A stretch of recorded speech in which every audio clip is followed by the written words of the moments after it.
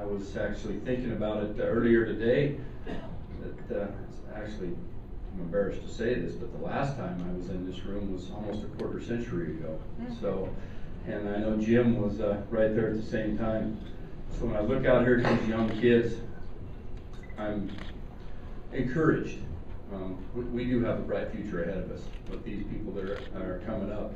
I know that my parents and I know Jim's parents, they were probably facing a lot of the same things that we're facing today, a quarter century ago. Now we're up here telling you guys how bad it is and where the opportunities lie. For those of you that don't know me, I'm a fourth generation rancher out of East Central Nevada. My family's been in the Newark Valley for almost 100 years now. I went off to vet school because my dad told me that you're going to be something other than a cowboy, and all I ever want to do is be a cowboy. So I came back and I got my way. I get to push a few cows around and go to vet school. As Joe said, I'm the current president of the Nevada Cattlemen's Association, so I guess I probably have a little bit better touch with the public lands that Jim touched on. When you're in Nevada and we rely on public lands and Mother Nature, I can't think of two worse things to have to rely on for your livelihood.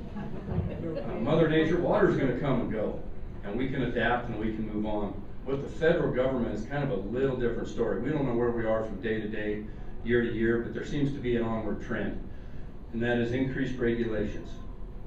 Whether it's the EPA, the BLM, the Forest Service, they're continuing to put pressure on our public lands ranchers. Director Barbie said we're an export state. Yeah, we are an export state. We don't have the way to feed these cattle to finish.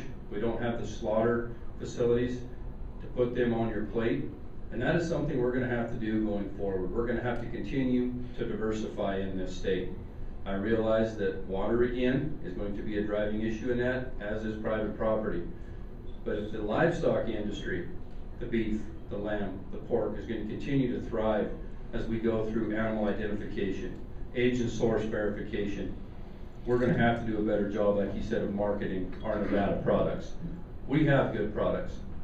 And yeah, when they go to Colorado or California or Idaho, they become their products. And there's probably a lot of people in this room that think this individual animal ID, animal disease traceability rule, for lack of a better word, is the individual ID fell by the wayside a couple years ago, is a bad thing. Let me tell you, as a veterinarian, I don't think it is a bad thing. We're this close to having a major disease outbreak in this country that is going to have huge economic implications. And with Nevada being an export state, if we lose our export status, our beef industry is done. Where are we going to go? We don't have the feedlots, we don't have the slaughter capabilities. We need to embrace it. Yeah, it's not ideal. There's going to be some hiccups coming down the road. There's no doubt about it. The bright tags, they're a pain in the butt to read. RFID costs money. The scanners haven't got there yet. But that's something I see us, we're going to have to get there if we're going to continue to go. Being from Eureka, we also have a large alfalfa and Timothy hay production center there. The largest groundwater agriculture center in the state of Nevada, actually, Diamond Valley.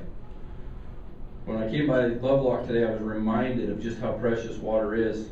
I was at a Humboldt River Basin Water Authority meeting, and I was told that you guys there get a quarter foot this year.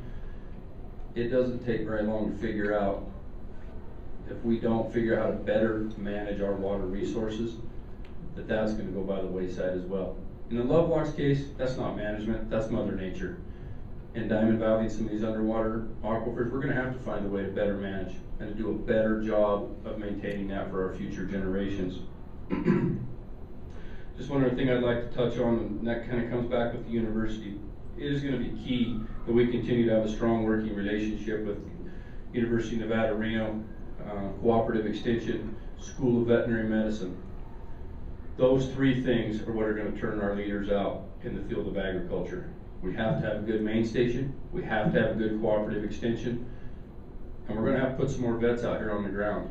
There's about 10 or 12 of us that are doing the majority of the large animal work in this state right now, and as this continues to come down, we need good kids like these guys sitting in the back of the room. They need to have the educational opportunities, it needs to be affordable, and groups like this are making that happen. So I thank you and I look forward to questions.